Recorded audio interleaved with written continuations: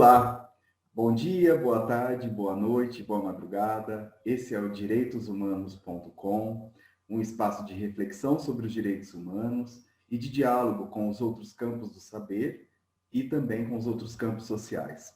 Hoje nós estamos com o professor Denis de Oliveira, o professor doutor Denis de Oliveira, professor associado da Escola de Comunicações e Artes da Universidade de São Paulo, USP, coordenador do Centro de Estudos Latino-Americanos sobre Cultura e Comunicação, CELAC, e do GT Epistemologias Decoloniales, Territorialidades e Cultura do Conselho Latino-Americano de Ciências Sociais, o CLACSO. Professor Denis, é uma honra estar com o senhor neste nosso espaço de afirmação e de reflexão sobre os direitos humanos. Seja muito bem-vindo. Eu gostaria de iniciar a nossa conversa questionando, professor, os nossos saberes, os nossos corpos e as nossas mentes ainda são colonizados? Primeiramente, olá a todos que estão nos ouvindo. Olá, Humberto, obrigado por esse convite. Respondendo a sua pergunta bem complexa, né? Se os nossos saberes, corpos, mentes são colonizados. Eu acredito que sim, né? Nós temos aí alguns autores, por exemplo, o professor Aníbal Quijano, sociólogo peruano, que sistematizou melhor o conceito de matriz colonial de poder ou colonialidade do poder. E a discussão que o Aníbal Quijano aponta é que existe uma colonialidade do poder. O que significa isso? Que há uma estrutura de poder nos países da América Latina que vai conformando as sociedades para um determinado poder mundial, um sistema mundial, em que a Europa é o centro. Isso não é só na época do colonialismo, mas mesmo após essas nações ficarem independentes. Estruturou-se uma sociedade no qual se naturaliza essa subalternização dos povos da América Latina, mas há também essa colonialidade do poder, ela se expressa também numa colonialidade do saber.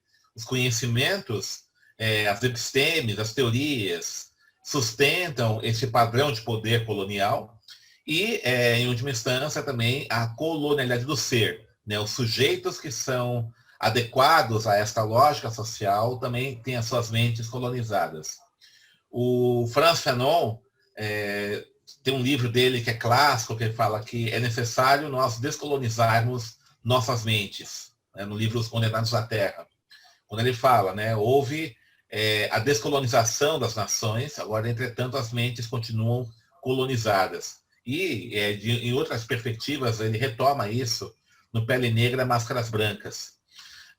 Então, existe, sim, né, um saber colonizado, existe corpos colonizados, mentes colonizadas, e a mudança disso passa por uma ação política decolonial, ou como o pensador egípcio Samir Amin fala, no delinking, a necessidade de desconectarmos desse padrão mundial de poder, do sistema mundo.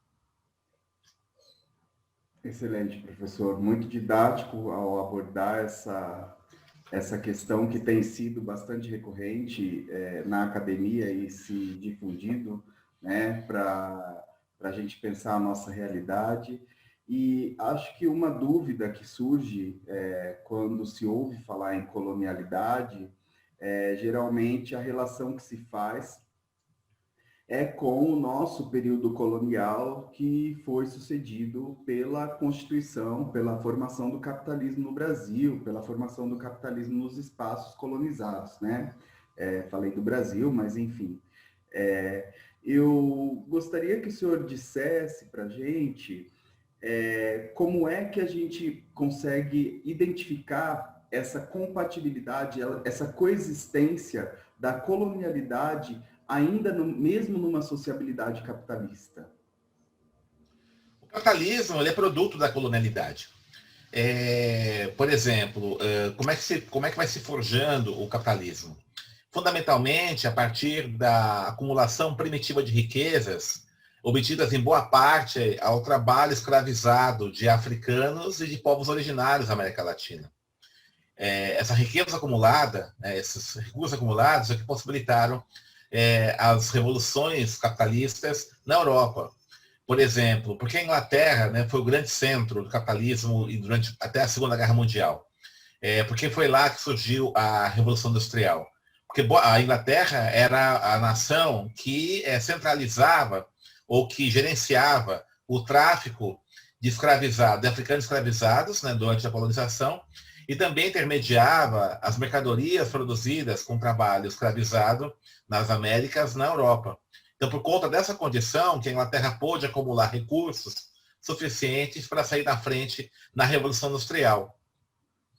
E é muito interessante de observar isso, né, que mesmo as teorias filosóficas do iluminismo, né, todo o período do iluminismo, as teorias aí, libertárias, né, do iluminismo, né, das revoluções iluministas, elas sempre tinham como arquétipo do cidadão, do sujeito livre, o homem branco. Em nenhum momento pensava-se na extensão de toda essa perspectiva libertária, de igualdade, de liberdade, fraternidade para todos os povos. Tanto é verdade que uma revolução que foi protagonizada por negros ex-escravizados, no Haiti, por exemplo, é uma revolução que reivindicava justamente a extensão dos direitos, das pactuações iluministas para os povos, no caso do Haiti, né, para os povos negros que eram escravizados. E qual foi a resposta dada pela pátria do iluminismo à França? Uma brutal repressão. Então, ao contrário do que a narrativa oficial coloca, o projeto iluminista ele foi constituído para atender as demandas dos povos europeus. É evidente que boa parte dessa sociabilidade ela foi construída com base na opressão dos povos africanos e latino-americanos. Isso é muito importante a gente observar. Né? Por isso que é necessário nós olharmos com uma perspectiva mais crítica o que significou esse processo, essas transformações na modernidade, que inclusive deram a base para a construção da pactuação dos direitos humanos, demonstrando que na sua origem histórica elas são excludentes. A extensão desses direitos para o conjunto da população mundial, para todos os povos, significa um reordenamento radical do sistema de distribuição de riquezas. Então, não é possível, por exemplo, nós pensarmos uma extensão dos direitos humanos para todos os povos nas bases capitalistas. Isso significaria o quê? Significaria uma redistribuição radical de riquezas que poria em xeque o modo de produção capitalista. Muito obrigado, professor. Interessante pautar esse tema dos direitos humanos, trazer isso e, em face de todo esse contexto de colonialidade que ainda persiste, e é claro, porque nós temos, como o senhor de forma muito didática colocou, a formação do capitalismo, ela não foi algo estanque que deixou para trás tudo que permitiu, tudo aquilo que possibilitou a sua constituição, né? E muitas violações seguem perpetradas, se reconfiguraram, nós notamos isso amplamente difundido e presente e em todos os espaços que a gente pode imaginar. De modo que a decolonialidade ou o pensamento decolonial como uma resposta a essa lógica, a essa violência, como é que nós poderíamos conjugar o pensamento decolonial com a temática dos direitos humanos? O pensamento decolonial é muito amplo. Existem várias perspectivas decoloniais, não existe uma. O próprio Aníbal Quijano fala, né, não há uma episteme decolonial, sim várias epistemes decoloniais. Existe, por exemplo, né, uma certa corrente decolonial que pensa na perspectiva meramente epistêmica, de que as bases da construção disso nós chamamos de matriz colonial de poder se dão a partir dos fundamentos do conhecimento, fundamentos raciais e patriarcais do conhecimento. Então, nesse sentido, seria necessário reorientarmos os fundamentos do conhecimento, que são eurocêntricos, né, para que então se constituísse novas perspectivas de sujeito, de saber e, por tabela, do poder. Seria a proposta teórica da desobediência epistêmica do Walter Mignolo? Isso, exatamente. Walter Mignolo exatamente que fala muito isso, né, da desobediência epistêmica, tudo isso, né. Então, essa é uma perspectiva que nós temos. E há também, né, uma perspectiva que está mais vinculado ao próprio sistema de produção, que faz muito isso ao Samir Amin, né? o que o Samir Amin quer apontar? Ele fala que o eurocentrismo, primeiramente, o eurocentrismo não é a Europa como um todo, e sim um certo setor da Europa, né? Até porque essa classificação racial que nós temos, que vai sustentando todos os padrões aí de opressão racial, é uma classificação racial que foi imposta pelos europeus colonizadores, né, desde branco, né, o branco europeu. O que é o branco europeu? Né? Se você pegar o branco europeu, ela unifica povos que têm tradições distintas, inclusive conflitantes até hoje. Né? Basta você ver, por exemplo, os conflitos internos na Espanha, né, entre povos bascos, catalães, né, galegos. Né? Você pode verificar, por exemplo, a Guerra dos Balcãs. Né? Então você tem uma série de conflitos ali que são históricos, são, né, conflitos antigos já, são civilizações distintas. Essa unificação do branco, né, ela ocorre justamente para justificar o processo de colonização da Europa sobre a África e a América Latina. A mesma coisa quando a gente fala negro, né? Negro está pegando o conjunto de povos da África, que é um multiverso. Né? A África é um grande continente com, né, milhares, né, de etnias, povos com civilizações distintas. E o mesmo se aplica, por exemplo, para povos indígenas, né? Mesma coisa. Você tem N povos diferentes, tradições diferentes, etc. Então, essa classificação que vai unificando povos diferentes, ela foi criada em função do processo de colonização. E a partir daí, evidentemente, a partir dessa classificação, estabelecendo hierarquias. Hierarquias que vão definindo o acesso maior ou menor, né, ao estatuto da cidadania. Brancos, negros, indígenas vão ter acesso diferente aos recursos materiais, simbólicos, a tudo isso. Então, do ponto de vista da questão epistêmica, que fala o Walter Mignolo, está muito vinculado desde essa origem da construção da classificação racial, da própria narrativa histórica oficial, e tudo isso. Então, isso é uma questão interessante que o Mignolo aponta. Entretanto, por que isso acontece? Né? A grande questão que o Samir Amin, eu acredito que avança bastante, isso acontece em função do capitalismo. Né? O capitalismo precisava do eurocentrismo, então isso é muito importante a gente apontar. Até porque existem alguns autores, por exemplo, que acham que todo esse pensamento colonial ele é superado pelo capitalismo. Isso é algo que está restrito apenas ao momento da colonização. Quando você tem o fim das colônias da América Latina, né, e a constituição desse sistema mundo capitalista, né, os processos são outros. Né, e não é verdade isso. Porque esse sistema mundo capitalista ele se organiza também em hierarquias entre nações. Um pensamento, um autor que eu acho que vale a pena, né, a gente aprofundar, pouca gente conversa, é justamente o Rui Marini, né, que é um autor brasileiro, pouco conhecido no Brasil, né, a produção dele ela é mais conhecida no México do que no Brasil. Ele foi exilado durante o regime militar no México, né, tem uma produção bastante interessante, mas o Brasil pouco conhece esse autor, economista, que ele propõe, né, ele cria a chamada teoria marxista da dependência. Né, ele, o Teodoro dos Santos, a Vânia Bambirra, né, um conjunto de pensadores aí. E o que ele fala? Que a dependência econômica do capitalismo ela não se dá apenas pelas trocas desiguais entre mercadorias. Né? Que os países dependentes exportam produtos de menor valor agregado e importam produtos manufaturados de maior valor agregado. Não é apenas isso. O Rui Marini fala que a questão central na dependência capitalista é o que ele vai chamar de superexploração da mão de obra. O que quer dizer com isso? Ele pega o conceito marxista de valor da mão de obra, que é dado pelo valor necessário para a reprodução da força de trabalho. Então, o trabalhador precisa comer, precisa se vestir, precisa morar. Então, o salário, né, o valor do trabalho é baseado nisso. E o que ele produz de valor acima disso é a mais-valia, que é apropriada pela burguesia.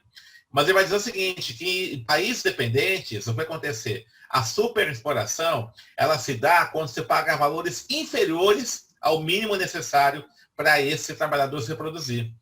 Porque essa burguesia ela tem que ter taxas de mais-valia muito altas, já que ela reparte parte dela com a burguesia internacional. O que vai acontecer? Veja, como é que fica então? Né? Se esse trabalhador ele vai receber o mínimo necessário, é uma situação predatória, vai morrer, ele vai ter uma vida totalmente arrebentada. Para isso, então, é necessário que você tenha uma abundância de mão de obra, para que você tenha, de fato, um sistema de exploração predatório. Né? Predatório. Essa é a ideia do Rui Marini. Veja, quando você vai ter essa classificação racial, que vai estabelecendo hierarquias de posições hierarquias de acesso a recursos e até a vida digna, ela entra com uma luva, com uma ideologia que justifica esses contextos de superexploração. Então, para a gente, por exemplo, né, sou estranho, para nós, né, no Brasil, sou estranho, que você vai na Europa, um trabalhador, por exemplo, tem sua casa própria, tem carro, tem educação pública de qualidade. Para nós, sou estranho isso. Né? Muita coisa que a gente fala que é de classe média aqui no Brasil, aquilo, na verdade, é algo garantido a qualquer trabalhador. Um metalúrgico, por exemplo, um trabalhador na indústria química, um trabalhador no comércio, ele vai ter, né, essas condições mínimas aí. Os seus filhos vão ter acesso à escola pública de qualidade. E aqui, para a gente, isso vira luxo, vira coisa de classe média. Né? É uma coisa muito interessante, né, essa percepção. E por que isso acontece? Né? Isso acontece, né, justamente pelo contexto da dependência. Né? Então, a dependência ocorre a partir desses contextos de superexploração. Então, veja, numa situação como essa, como é que você vai pensar em direitos humanos para todos? Né? Você está pensando, os direitos, né, em países dependentes são privilégios, né? São privilégios. Então, é privilégio você ter saúde de qualidade, é privilégio você ter educação de qualidade, moradia de qualidade, é privilégio você ter uma vida digna. E aí, então, você vai justificando todos os abusos que acontecem sistemicamente nos países dependentes. Então, veja, essa perspectiva que o Samir Amin aponta, que tem uma certa ligação com essa discussão que o Rui Marino coloca, mostra que o problema do padrão colonial de poder não é apenas a questão epistêmica, e sim do modo de produção capitalista global. Então, não há como você garantir a plenitude dos direitos humanos, a sua concepção para todos, mantendo-se, né, esse sistema capitalista. E é muito interessante a gente observar a contradição. O capitalismo, ao mesmo tempo que ele inaugura essa perspectiva da construção dos direitos humanos, né, e os direitos humanos eles são irrealizáveis para todos dentro do capitalismo. Então, essa é a grande contradição, a grande chave, né, contraditória que nós temos nesse histórico dos direitos humanos, né, em relação ao capitalismo, particularmente nas sociedades dos países dependentes. Muito obrigado, professor.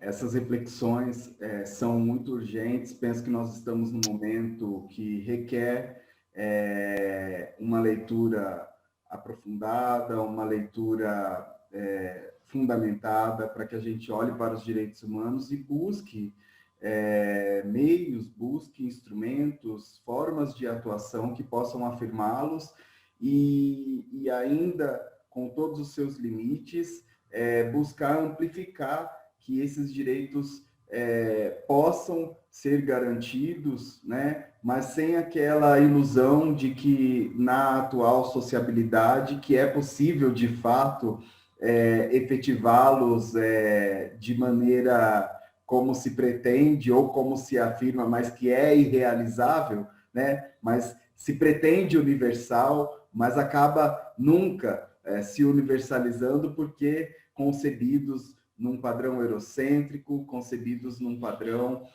para manter realmente o atual estado das coisas. Né?